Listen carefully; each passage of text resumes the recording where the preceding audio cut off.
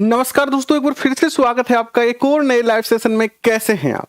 आइए कक्षा 9 भूगोल को कंप्लीट करते हैं आज वन लाइनर क्वेश्चन के रूप में, और कल से कक्षा 10 की जो है शुरुआत करेंगे। तो सबसे पहले आप सबका हार्दिक स्वागत, अभिनंदन, जय श्री राम, राधे राधे, अस्सलाम वालेकुम, जय भीम और जय भारत। उदयलाल मीना जी, नगीना जी, सतीश मीना जी, कैसे हैं आप? पिंकू जी, राजेश चौधरी, मीरा मीना, आप सबका बहुत बहुत स्वागत, अभिनंदन। आइए करते हैं शुरुआत आज के सेशन की और चर्चा करते हैं भूगोल वन लाइनर क्वेश्चन, और क्लास 9th का है ये, और आज क्लास 9th आपकी जो है पूर्ण हो जाएगी। तो अगर आप हमारे परिवार के सदस्य नहीं बने हैं तो परिवार के सदस्य जरूर बने, ताकि आपको ये सारे सेशन जो है सबसे पहले देखने को मिले। प्लस आप चाहते हैं कि इन सारे सेशन के पीडीएफ नोट्स भी आपको मिल जाएं, तो इसके लिए आप सब्सक्राइब बटन पर क्लिक जरूर कर लें, क्योंकि जब तक आप सब्सक्राइब बटन पर क्लिक नहीं करोगे तब तक आपको पीडीएफ फाइल जो है थोड़ी सी नहीं मिलेगी, थोड़ी सी क्या, पूरी नहीं मिलेगी। तो सब्सक्राइब बटन पे क्लिक करके ऑल नोटिफिकेशन जरूर सेलेक्ट कर लीजिएगा यहां से, ताकि सारे सेशन के आपको जो है वो नोटिफिकेशन आ जाए, और इन सारे सेशन की पीडीएफ प्राप्त करने के लिए आप ज्वाइन कर सकते हैं ये हमारे टेलीग्राम ग्रुप। यहां से आप ये सारे सेशन जो है वो देख पाएंगे और डाउनलोड भी कर पाएंगे। तो आज चर्चा करेंगे कक्षा 9th के अंदर लास्ट 2 चैप्टर है आपके, प्राकृतिक, वनस्पति और वन्य प्राणी और जनसंख्या। ये अपने कंप्लीट हो चुके हैं, आज पूरे हो जाएंगे, ऑल डन हो जाएगा। कल इसका पीडीएफ भी आपको जो है प्रोवाइड हो जाएगा। तो कैसे हैं जय Singh ji, very good evening. Lalita व्यास जी, कैसे हैं आप?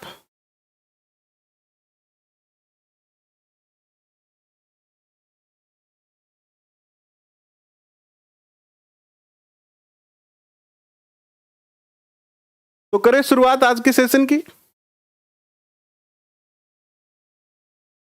क्वेश्चन मिले आपको, चलो बहुत अच्छी बात है। कंप्यूटर के पेपर में अगर आपको क्वेश्चन मिले हैं तो अच्छी बात है ये। इससे पता चलता है कि हम जिस राह पे चल रहे हैं वो राह सफलता तक पहुंचेगी ही निश्चित तौर पर। देखिए, अलग कार्य करना थोड़ा सा कठिन होता है। जनरली आप बहुत सारे यूट्यूब चैनल देखते होंगे इस चैनल के अलावा भी, और जीके और राजस्थान हिस्ट्री, इंडियन हिस्ट्री के लाखों वीडियो जो है वो अभी यूट्यूब पर पड़े हुए हैं, और वो भी आप आसानी से फ्री में देख सकते हैं। लेकिन कुछ यूनिक चीजें करने के लिए, कुछ यूनिक काम करने के लिए, बहुत ज्यादा जो है वो अलग काम करने के लिए अलग से मेहनत करनी पड़ती है। तो हमने यही सोचा, लास्ट 2021 में जब हमने आरबीएससी करवाई तो वहां से जो हमें फीडबैक मिला,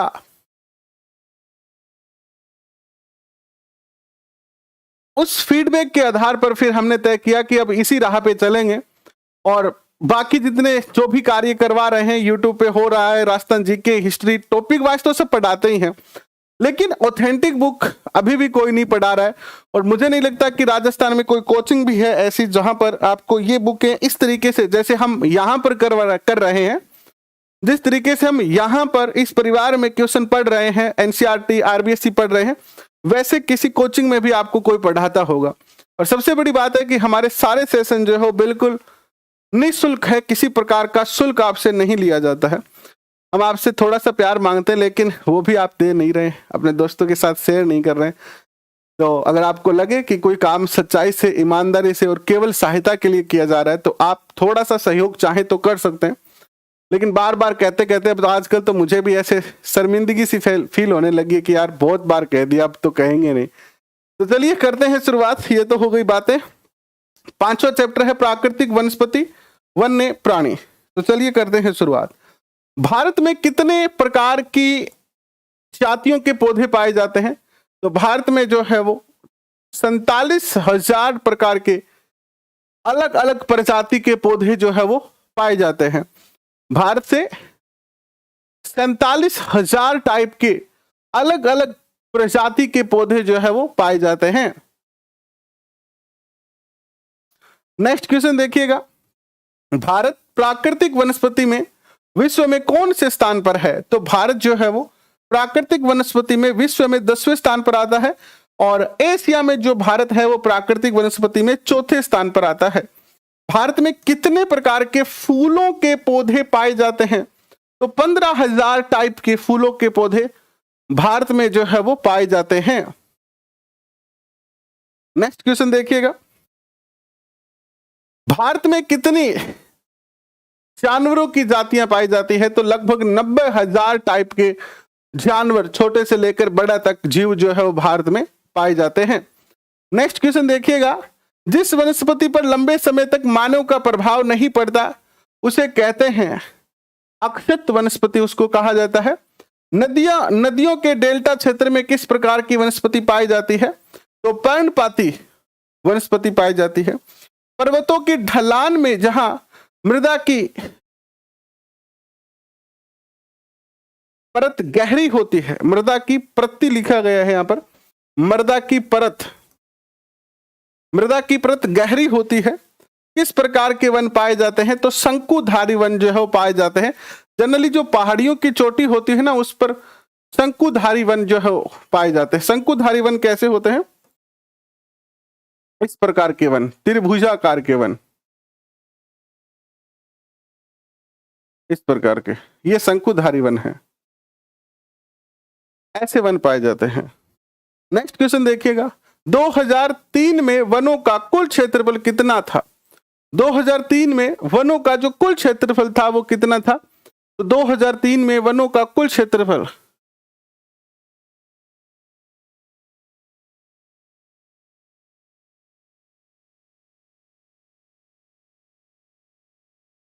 पापा का चिड़किला कह रहा है कि सर 2-3 दिन तो कुछ लोग फ्री में क्लास लेते हैं और फिर कहते हैं कि आप हमारे ऐप पर आइए और वहां पर कोर्स लीजिए। लेकिन आप यहां पर देखिएगा, जब से आज की बात नहीं है, जब आप कोई भी पुराना वीडियो उठा के देख लीजिए।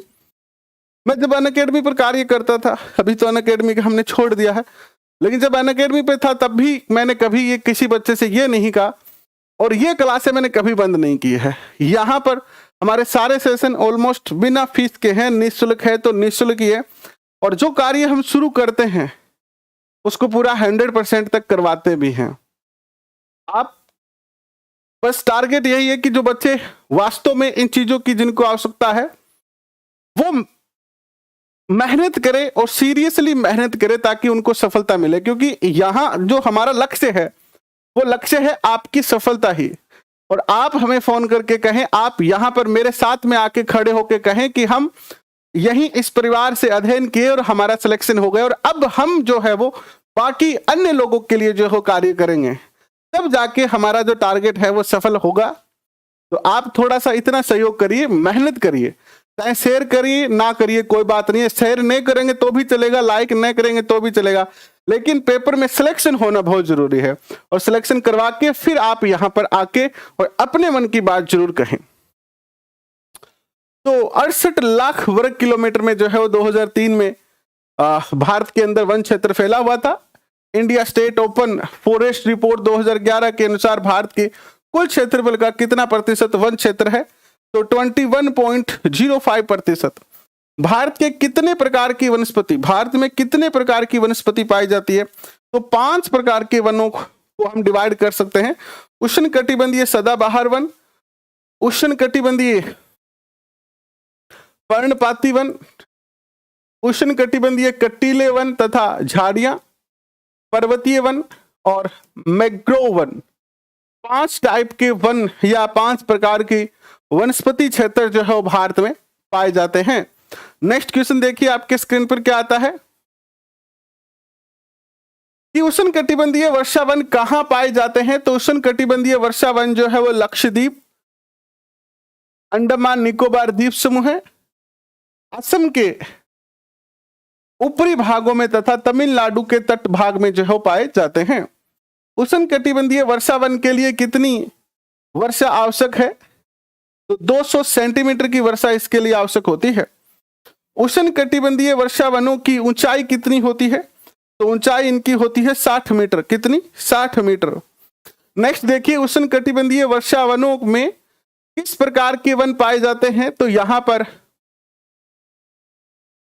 वन जो पाए जाते हैं वो है आबनूस यानी एनोबी वन, एंड ये वनों के टाइप है, ये वनों के प्रकार है, ये वन है, ये महोगनी वन, महोगनी के वृक्ष पाए जाते हैं, रोजवुड के वृक्ष पाए जाते हैं, रबर के वृक्ष पाए जाते हैं। आप इस चैप्टर के अंत के क्वेश्चन देखोगे तो वहां पर आपको एक क्वेश्चन मिलेगा कि रबर जो है वो किस प्रकार के वनों में आता है। तो रबर जो आता है वो उष्णकटिबंधीय वर्षा वनों में आता है। किस में आता है? उष्णकटिबंधीय वर्षा वनों में आता है। ऐसा क्वेश्चन पूछा जा सकता है, निम्न में से कौन सा वृक्ष उष्णकटिबंधीय वर्षा वन का नहीं है, या निम्न में से कौन सा वन उष्णकटिबंधीय वर्षा वन का है। तो ऐसे भी क्वेश्चन पूछे जा सकते हैं।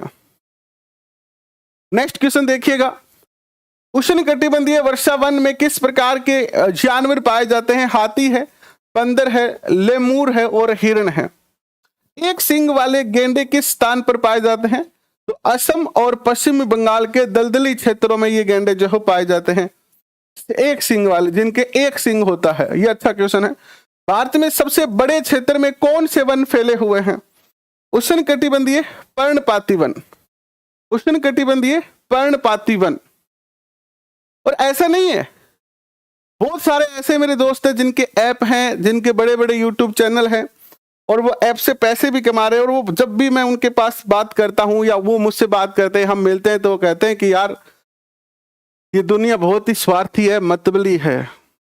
अपने स्वार्थ सिद्धि के लिए, अपने मतलब के लिए यहाँ पर सारे काम होते हैं और यही मौका है पैसे कमाने का। अगर तू ऐप बनाएगा, अगर 100 रुपए में भी एक पीडीएफ बेचेगा, तब भी तू बहुत सारे पैसे तेरे पास आ जाएंगे। और ऐसा नहीं है कि पैसे कमाना कोई व्यक्ति चाहता नहीं है। आज का जो युग है वो आर्थिक युग है और आर्थिक युग में पैसा ही सबसे ज्यादा इंपॉर्टेंट है, महत्वपूर्ण है। और कभी कभी ऐसा भी होता है, ऐसा नहीं है कि वो जो साथी लोग हैं वो झूठ बोल रहे हैं। ये सत्य बात भी है कि लोग स्वार्थी हैं। अपना स्वार्थ पूरा होने के बाद वो भूल जाते हैं।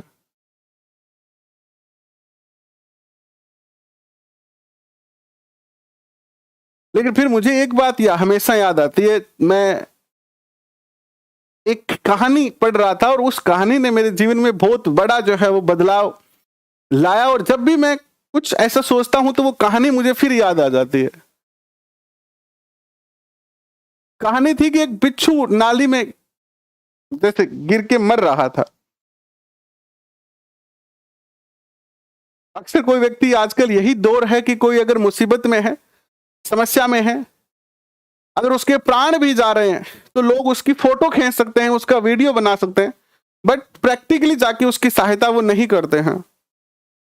तो वो बिच्छू था। अब बिच्छू नाली में था तो वो मर रहा था।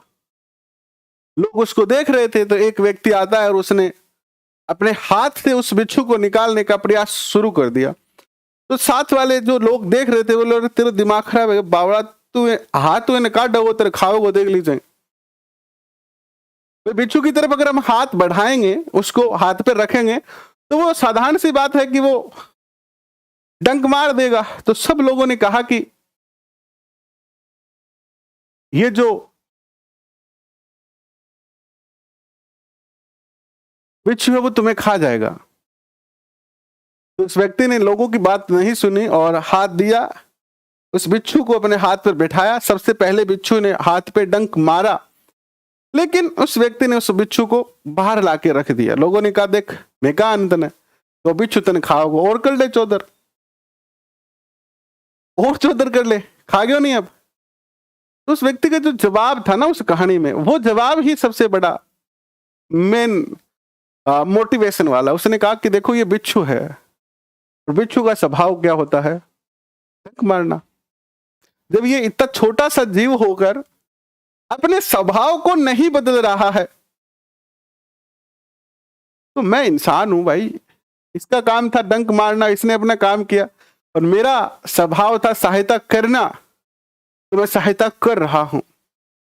तो ये जो कहानी है वो बहुत बड़ा जो है वो एक टर्निंग पॉइंट मेरे जीवन में रहा और बहुत ज्यादा इससे मुझे मोटिवेशन मिली। तो तब से फिर मैं यही कहता हूं, मैं ठीक है कोई बात नहीं है, हर व्यक्ति स्वार्थ के लिए काम तो कर ही रहा है, लेकिन इसमें अपना भी स्वार्थ है, मेरा भी स्वार्थ है कि चलो ठीक है अपने को थोड़ा सा प्यार मिल रहा है, लोगों से पॉपुलैरिटी भी मिल रही है, कोई बात नहीं है, हम नहीं जाएंगे ऐप पर, ऐप नहीं बनाएंगे चाहे कैसी भी परिस्थितियां हो और कुछ भी हो, ऐप नहीं बनाएंगे किसी भी परिस्थिति में। भविष्य में अगर कभी मौका मिला तो बुक निकालने की जरूर इच्छा है कि बुक निकाल दी जाए, जितने पैसे आपके प्रिंट के लगते हैं उतने ही रेट में बुक निकाल दी जाए, तो इतना जरूर करेंगे। बाकी ऐप हमारे इस परिवार का नहीं बनेगा, ये निश्चित तौर पर है।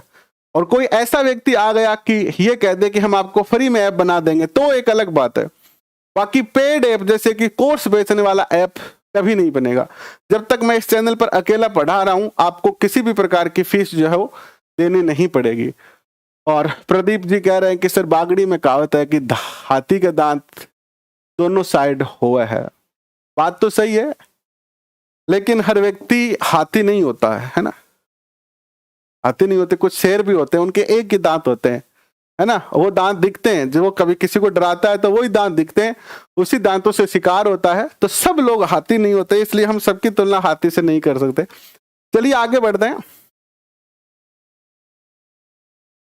इसीलिए क्या है कि हम कोर्स नहीं लाते हैं बहुत सारा, हम बाकी टीचर भी नहीं है इस चैनल पर, आप देखते होंगे कभी कभी क्लास होती है, कभी क्लास नहीं भी हो पाती है, लेकिन जितना भी होता है आप तक प्योर 100% मेहनत जाती है, इसमें कोई भी मिक्स नहीं है। इसमें देखो अकेला हूं ना, इसलिए मुझे किसी को पैसे नहीं देने हैं। यूट्यूब से 10-15 हजार रुपए आते हैं, उतने में लाइट वगैरह का बिल वगैरह हो जाता है, बस ठीक है, काम चलता रहा है, चल रहा है और चलता भी रहेगा। लेकिन यहाँ पर अगर टीम होगी, ज्यादा लोग होंगे तो ज्यादा पैसे देने पड़ेंगे, टीचर्स को भी पैसे देने पड़ेंगे। जब टीचर्स को पैसे देने पड़ेंगे तो आपसे लेने पड़ेंगे, तो इसलिए टीचर्स से पैसे नहीं देने हैं और आपसे पैसे नहीं लेने हैं। इसलिए जब तक मेरे से जितना काम हो रहा है उतना मैं कर रहा हूं आपके लिए। और फिर जब आप सेलेक्ट हो जाएं, तब आप में से 1-2 लोग कभी मेरे पास आए तो आप बीच बीच में आके अपनी सेवाएं दे सकते हैं, जिससे कि बाकी लोगों की क्या हो जाए, सहायता हो जाए। चलिए आज बातें हो गई ज्यादा, आगे बढ़ते हैं, नेक्स्ट क्वेश्चन की ओर बढ़ते हैं कि उष्णकटिबंधीय पर्णपाती वनों को और किस नाम से जाना जाता है? तो इन्हें मानसूनी वन कहा जाता है। मानसूनी वन किस वर्षा क्षेत्र में पाए जाते हैं? जहां 70 सेंटीमीटर से लेकर 200 सेंटीमीटर तक वर्षा होती है, वहां पर। मानसूनी वन कितने समय के लिए अपनी पत्तियां गिराते हैं? तो 6 से लेकर और 8 सप्ताह के लिए अपनी पत्तियां गिरा देते हैं। मानसूनी वनों में सबसे प्रमुख वन कौन सा होता है? तो सांगोन का वन सबसे महत्वपूर्ण होता है।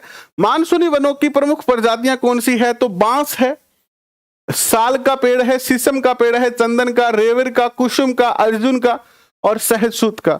मानसूनी वनों में कौन से जानवर पाए जाते हैं? तो शेर है, सुअर है, हिरण है, हाथी, और इसके अलावा पक्षी में छोटे पक्षी, सांप, छिपकली, है ना, ये भी पाए जाते हैं, कछुए पाए जाते हैं। जिन क्षेत्रों में 70 सेंटीमीटर से कम वर्षा होती है, किस प्रकार के वन पाए जाते हैं?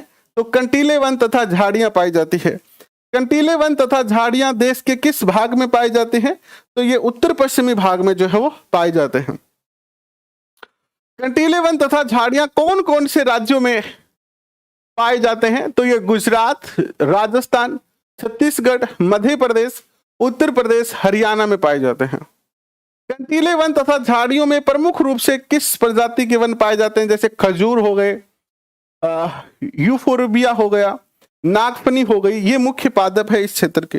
नेक्स्ट देखिएगा, 1000 मीटर से 2000 मीटर तक की ऊंचाई पर किस प्रकार के वन पाए जाते हैं? तो यहां पर आर्द्र शीतोष्ण कटिबंधीय वन पाए जाते हैं। आर्द्र शीतोष्ण कटिबंधीय वन पाए जाते हैं।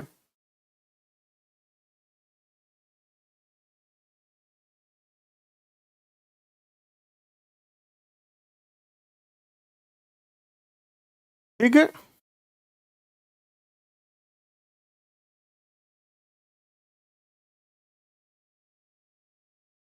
नेक्स्ट क्वेश्चन देखिएगा। नेक्स्ट क्वेश्चन आता है कि आर्द्र शीतोष्ण कटिबंधीय वन में कौन सी प्रजातियों के वन पाए जाते हैं? तो इसमें चौड़ी पत्ती वाले ओक के वन और चेस्टनट के वृक्ष जो है पाए जाते हैं। क्वेश्चन पूछा जाता है चेस्टनट और ओक के वन जो है कौन सी प्रजाति के वन है? तो आर्द्र शीतोष्ण कटिबंधीय वन है। 1500 से लेकर 3000 मीटर की ऊंचाई पर किस प्रकार के वन पाए जाते हैं? तो शंकुधारी वन, जैसे कि चीड़ का पेड़, देवदार का पेड़, सिल्वर का पेड़, स्प्रूस एंड सीडर का पेड़। 3600 मीटर से अधिक ऊंचाई वाले भागों में किस प्रकार के वन पाए जाते हैं? सिल्वर कर, जूनिपर, पाइन एंड बर्च के पेड़ पाए जाते हैं। जैसे जैसे हिमरेखा का अर्थ होता है हिमालय पर जो बर्फ जमी हो ना, वहां जैसे जैसे हिमरेखा के पास पहुंचते हैं वृक्ष के आकार में हो जाता है, छोटा हो जाता है वृक्ष का आकार। एंड हिम लिखा हुआ, हिम क्षेत्र था यहां पर। हिम क्षेत्र में किस प्रकार के घास के मैदान पाए जाते हैं? तो अल्पाइन घास के मैदान। ये क्वेश्चन कैसे पूछा जा सकता है? ऐसे पूछा जा सकता है, अल्पाइन घास के मैदान कहां पाए जाते हैं? तो हिम क्षेत्रों पर, यानी बर्फीले इलाकों में अल्पाइन घास के मैदान जो है वो पाए जाते हैं। ठीक है, नेक्स्ट क्वेश्चन देखिएगा, अल्पाइन घास के मैदान किस जनजातियों के लिए पशुचारण के लिए उपयोगी है?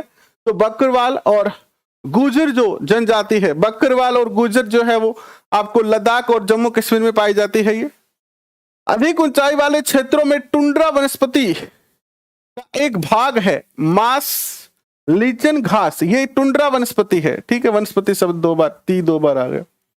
अधिक ऊंचाई वाले वनों में किस प्रकार के जानवर पाए जाते हैं? तो कश्मीरी महामृग पाया जाता है, चित्रा हिरण पाया जाता है, जंगली भेड़ पाई जाती है, खरगोश, तिब्बतीय बारहसिंगा भी कहते हैं इसको, याक, हिम तेंदुआ, गिलहरी, रीछ एंड आइबेक्स, कहीं कहीं पर लाल पांडा भी पाया जाता है, लाल पांडा, और घने बालों वाली भेड़ भी पाई जाती है और बकरियां पाई जाती है। तटीय क्षेत्र जहां ज्वार भाटे आते हैं किस प्रकार की वनस्पति पाई जाती है? क्वेश्चन को कैसे पूछा जा सकता है? देखो, ऐसी बात नहीं है, आप कहीं से भी पढ़ लीजिए, ऐसा नहीं होता जनरली कि जैसे लिखा है वैसे का वैसा क्वेश्चन आ जाए। आपने पढ़ा, एक क्वेश्चन पढ़ा, आपने क्वेश्चन ये पढ़ा कि मैग्रो वन वहां पाए जाते हैं जहां पर ज्वार भाटे आते हैं। आपके दिमाग में एक डाटा सेव हो गया कि मैग्रो वन ज्वार भाटे वाले क्षेत्रों में पाए जाते हैं। तो क्वेश्चन आपसे पूछा जाता है, निम्न में से कौन से वन ज्वार भाटा वाले क्षेत्रों में पाए जाएंगे? ज्वार भाटा क्षेत्रों में किस प्रकार के वन पाए जाते हैं? मैग्रो वन कहां पाए जाते हैं? इस क्वेश्चन को कैसे भी तोड़ मरोड़ के आपसे पूछा जा सकता है। बिल्कुल, शुक्रवार न्यूज भाई छोड़ दी, बिल्कुल छोड़ दी। तो क्वेश्चन देखिएगा कितने प्यारे हैं। मैग्रो वन जहां ज्वार भाटे आते हैं वहां पर पाए जाते हैं। किन नदियों के डेल्टा भाग में मैग्रो वन पाए जाते हैं? तो गंगा है, ब्रह्मपुत्र है, महानदी गोदावरी है, कृष्णा है, कावेरी है, इनके डेल्टा भाग में। भारत में पक्षियों की कितनी प्रजाति पाई जाती है? 2000 प्रजाति पाई जाती है। भारत में मछलियों की कितनी प्रजाति पाई जाती है? 2546। भारत में पाई जाने वाली मछली की प्रजाति विश्व में कितने प्रतिशत है? यानी भारत में विश्व की 12% मछलियों की प्रजाति पाई जाती है, 12%। भारत जीव सुरक्षा अधिनियम कब लागू हुआ था? ऐसे क्वेश्चन याद रखें खास तौर पर। भारत जीव सुरक्षा अधिनियम 1972, विश्व का अकेला देश जहां शेर तथा बाघ दोनों पाए जाते हैं। भारत और भारतीय शेरों का प्राकृतिक आवास स्थल कौन सा है? गुजरात में गिर जंगल। बाघ भारत में कहां पाए जाते हैं? मध्य प्रदेश तथा झारखंड के वनों में, पश्चिमी बंगाल के सुंदरवन तथा हिमालय क्षेत्र में पाए जाते हैं। लद्दाख की बर्फीली ऊंचाई में कौन सा पशु पाया जाता है? तो याक पाया जाता है, तिब्बतीय बारहसिंगा पाया जाता है, भारल पाया जाता है, नीली भेड़ कहते हैं इसको, जंगली भेड़ पाई जाती है, कियाक पाया जाता है। ठीक है, ये पाए जाते हैं। तिब्बती जंगली गधे होते हैं ये। नेक्स्ट क्वेश्चन पे चलते हैं।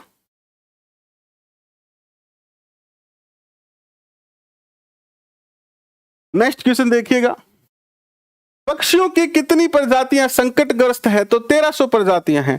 भारत में पक्षियों की कितनी प्रजातियां नष्ट हो चुकी है? 20 प्रजातियां नष्ट हो चुकी है। भारत में कितने जीव आरक्षित क्षेत्र स्थापित किए गए हैं? 18 जीव आरक्षित क्षेत्र। और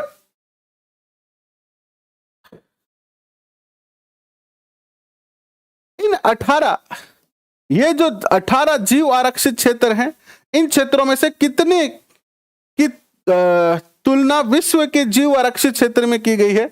तो 10 की गई है।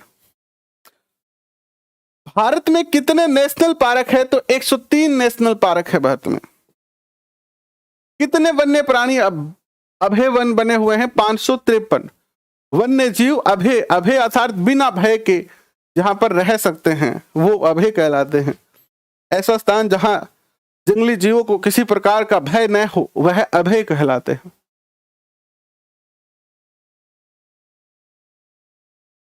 नेक्स्ट देखिएगा,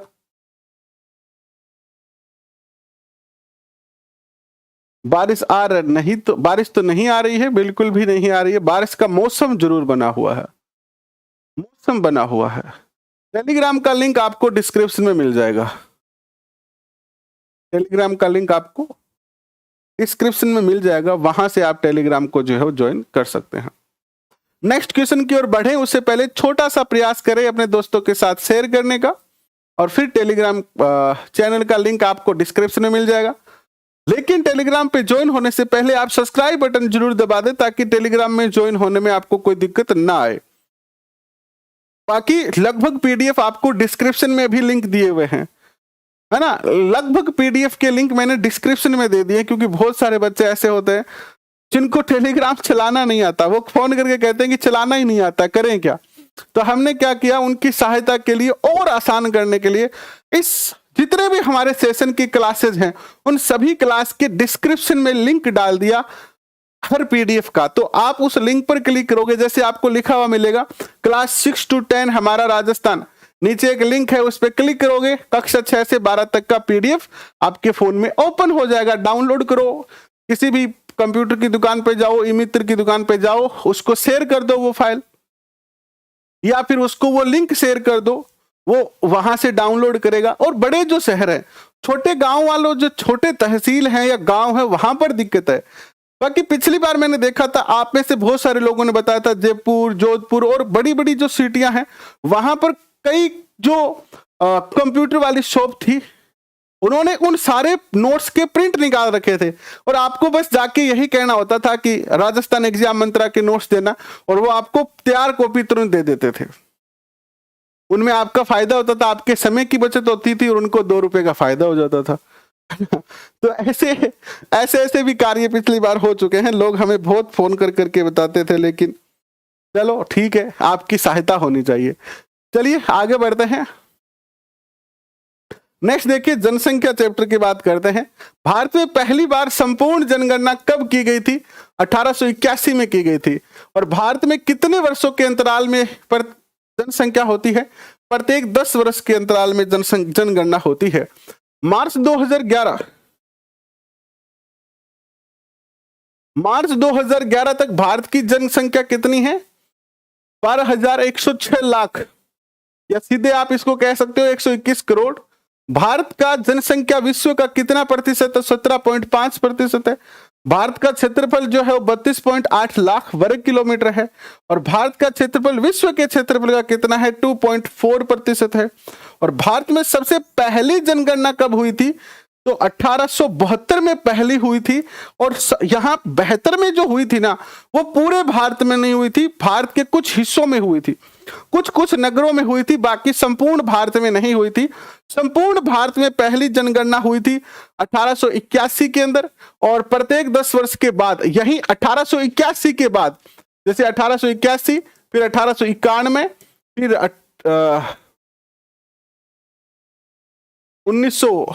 10 वर्ष के बाद 1901 हो जाएगा ना, फिर 1901, इस प्रकार से एवरी 10 डेज के 10 ईयर के बाद जनगणना जो है वो होने प्रारंभ हो गया। 2011 की जनगणना के अनुसार भारत का सबसे अधिक जनसंख्या निवास करने वाला राज्य है उत्तर प्रदेश, और उत्तर प्रदेश की जनसंख्या कितनी है? 1990 लाख। 1990 लाख जनसंख्या है उत्तर प्रदेश की। भारत में सबसे ज्यादा जनसंख्या यहीं पर है। ठीक है, नेक्स्ट क्वेश्चन। उत्तर प्रदेश में देश की कुल कितनी जनसंख्या निवास करती है? 16%। और सिक्किम की जनसंख्या कितनी है? 6 लाख। लक्षद्वीप की कितनी है? 64,429। भारत की लगभग आधी जनसंख्या कितने राज्यों में रहती है? तो आधी जनसंख्या 5 राज्यों में रहती है, उत्तर प्रदेश, महाराष्ट्र, बिहार, पश्चिम बंगाल, आंध्र प्रदेश। क्षेत्रफल की दृष्टि से सबसे बड़ा राज्य राजस्थान है। और किस देश का जनसंख्या घनत्व, भारत की जनसंख्या घनत्व अधिक है? तो बांग्लादेश और जापान का जनसंख्या घनत्व जो है वो भारत के जनसंख्या घनत्व से ज्यादा है। नेक्स्ट देखिएगा, 2011 की जनगणना के अनुसार भारत का जनसंख्या घनत्व कितना है? 382 व्यक्ति प्रति वर्ग किलोमीटर। बिहार की जनसंख्या घनत्व है 1102 व्यक्ति प्रति वर्ग किलोमीटर। और अरुणाचल प्रदेश का है मात्र 17 व्यक्ति प्रति वर्ग किलोमीटर। ये कुछ घनत्व की बात बताई गई है, जैसे कि सबसे ज्यादा जनसंख्या घनत्व कहां का है? यूपी का 16% है।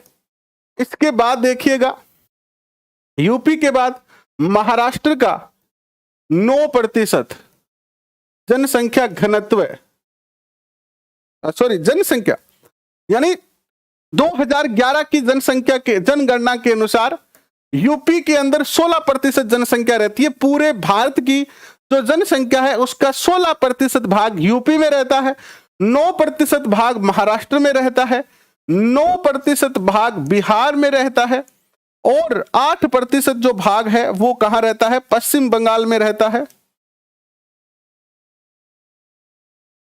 आंध्र प्रदेश, आंध्र प्रदेश में 7% भाग, क्रम से याद कर सकते हैं आप, इसको क्रम से याद कर सकते हैं।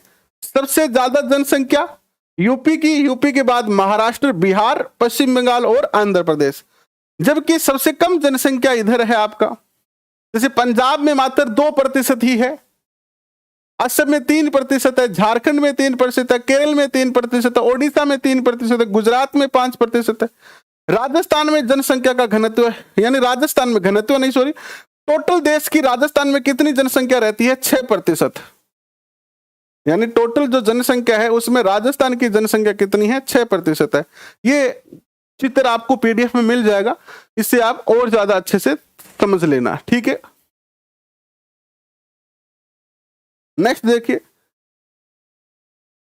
आंध्र प्रदेश के पुनर्गठन के बाद 29वां राज्य कौन सा बना? तेलंगाना बना 2 जून 2014 को। और जम्मू कश्मीर राज्य को 2 केंद्र शासित प्रदेशों में कब विभाजित किया? यह नया क्वेश्चन है जो पूछा जा सकता है। 5 अगस्त 2019 को। जनसंख्या वृद्धि दर का अर्थ क्या है? किसी विशेष समय अंतराल में देश या राज्य के निवासियों की संख्या में परिवर्तन होना। एंड जनसंख्या वृद्धि दर कितने प्रकार की होती है? 2 प्रकार की होती है। एक सापेक्ष वृद्धि दर होती है, दूसरी होती है प्रतिवर्ष होने वाला प्रतिशत परिवर्तन। निरपेक्ष वृद्धि दर किसे कहते हैं? पहले की जनसंख्या, मान लीजिए 2001 की जनसंख्या को बाद की जनसंख्या से घटाकर 2011 की जनसंख्या से घटाकर जो डाटा निकल के आता है, डाटा लिखना था, घाटा लिख दिया, डाटा, जो डाटा निकल के आता है उसे ही क्या कहते हैं? निरपेक्ष वृद्धि दर कहते हैं। सर्वाधिक दशकीय जनसंख्या वृद्धि दर रही थी 1971 से 1981 के मध्य 24.66%।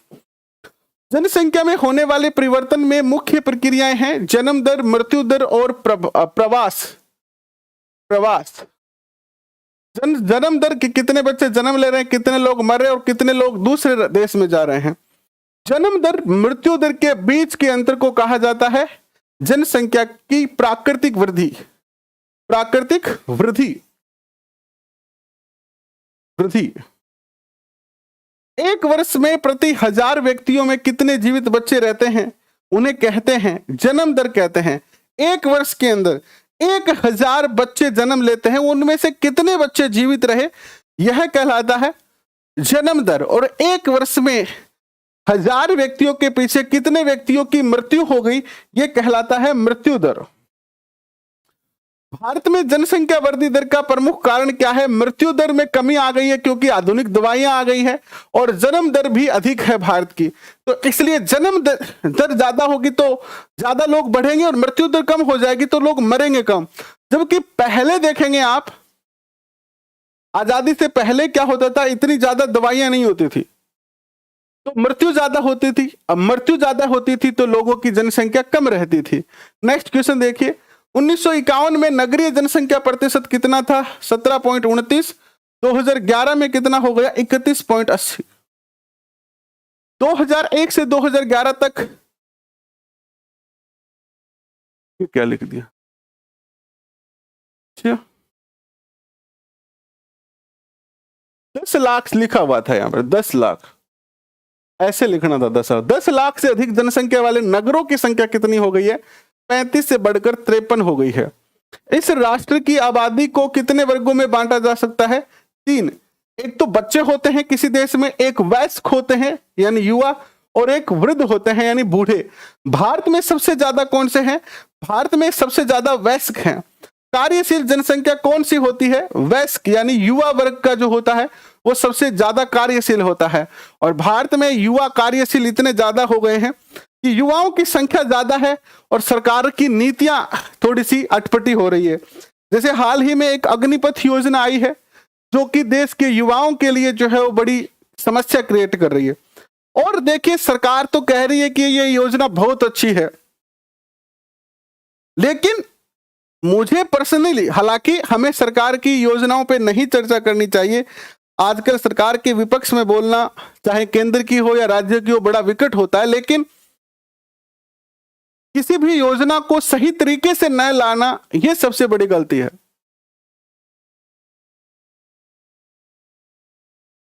और सरकार इस कार्य में फेल हो जाती है। जैसे कृषि कानून जो लाया गया था उसको भी इंप्लीमेंट किया गया और जनता तक सही तरीके से पहुंचाया नहीं गया। अगर कृषि कानून को जनता तक सही तरीके से पहुंचाया जाता, लोगों को सही तरीके से समझाया जाता, तो वो इतना ज्यादा सही विरोध का कारण नहीं बनता। और आज जो अग्निपथ ये जो योजना लेके आए हैं, ये अच्छी है या बुरी है, इसका परिणाम तो आगे जाएगा, आज से 5 से 7 10 साल बाद में पता चलेगा।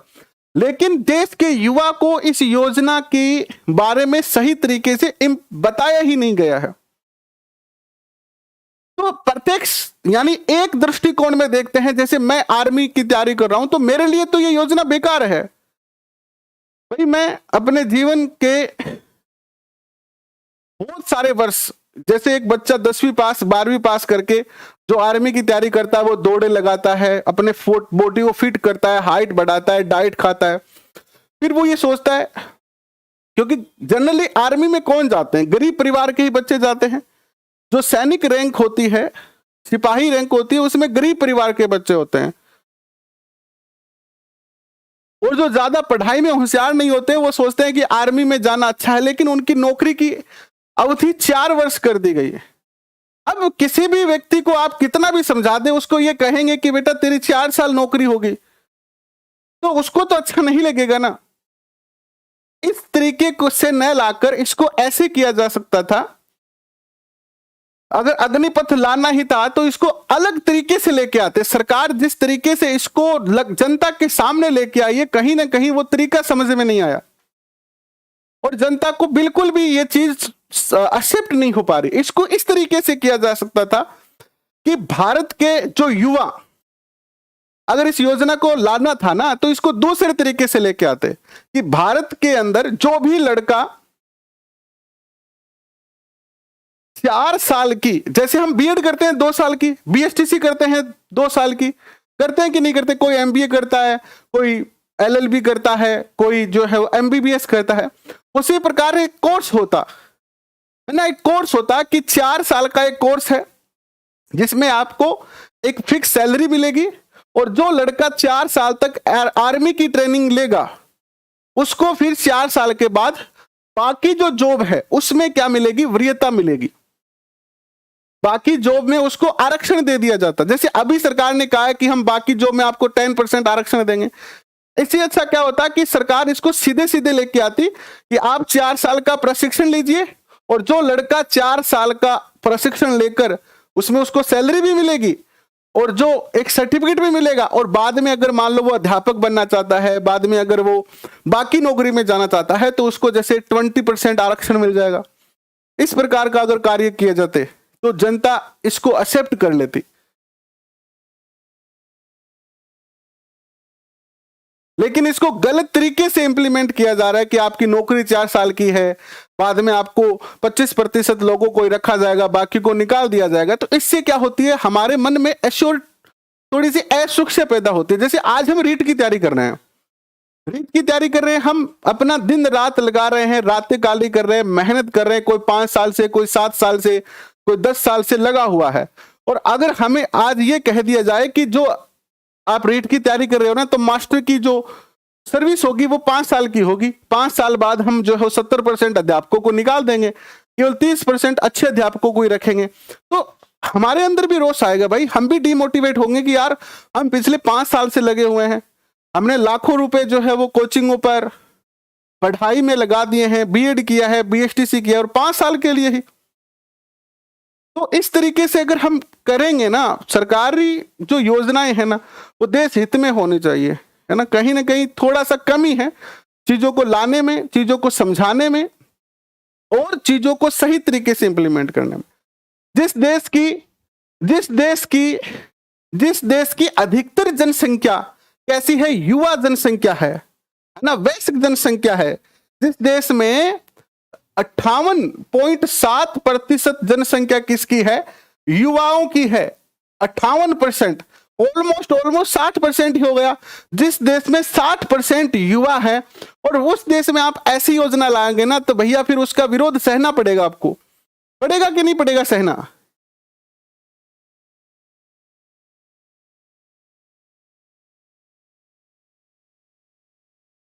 है ना। तो जिस देश की जनसंख्या 60% युवाओं की है और वैसी ऐसी योजना वहां पर लागू नहीं करनी चाहिए।